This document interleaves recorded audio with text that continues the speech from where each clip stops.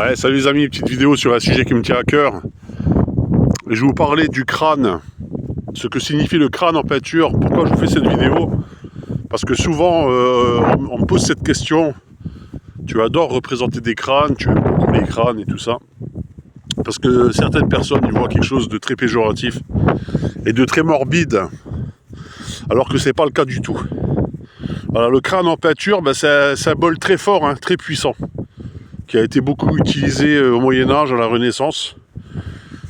Le crâne qui représente déjà Memento Mori, souviens-toi que tu vas mourir. Déjà pour commencer, c'est un petit rappel, on va dire, mis en peinture pour faire descendre l'homme dans son ego. Et le crâne peut représenter aussi souvent l'ancien moi, ce qu'on était avant, quand il est représenté avec une personne à côté.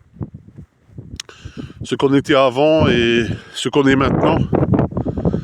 Ça peut représenter aussi les futilités des choses matérielles dans ce bas monde, hein. Donc le crâne en opposition aux choses qu'on possède, mais en, comment dire, en parallèle nos vies contemporaines et ce désir, cette course au matériel, et ça marque une fatalité, une fin en soi. Donc le crâne, c'est vraiment un symbole puissant en peinture qui a été malheureusement détourné de son message initial, parce que maintenant on l'utilise à tort ou à travers, on le met à peu près partout, parce que c'est vrai que c'est un élément très esthétique. Moi je trouve ça très joli, un crâne, c'est très beau.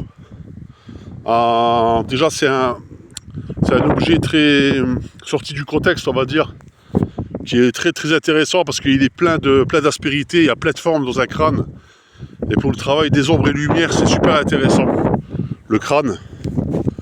Voilà, donc objet de fascination, hein, le crâne humain, qui a toujours été représenté, qui a toujours été peint, dessiné.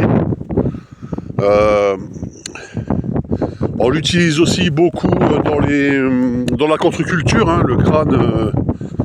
Dans le mouvement, on va dire, hard rock, metal, a été beaucoup utilisé, hein, notamment des bagues qui étaient à la mode il y a une trentaine d'années, une quarantaine d'années. Des bagues en forme de crâne. Voilà, pourquoi? Parce que le crâne, c'est quelque chose d'universel, ça nous rappelle à notre humanité aussi. Donc voilà, donc ce fameux crâne, représenté dans toutes les civilisations. Et c'est vrai que moi je le représente assez souvent, le crâne, parce que déjà j'ai un plaisir énorme à dessiner les crânes.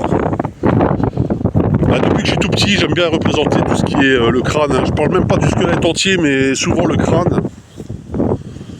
Et voilà, donc c'est très intéressant. Et pour vous rappeler que le crâne, il y a une grosse symbolique derrière, hein. C'est Memento Mori, souviens-toi que tu vas mourir.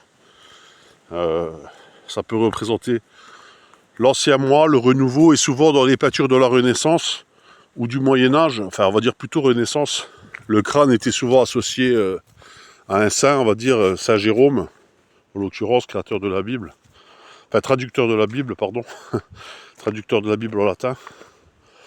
Et encore Saint Antoine, on va dire, je crois qu'il est représenté avec un crâne. Et donc le crâne qui représente aussi le savoir, d'accord, les connaissances oubliées.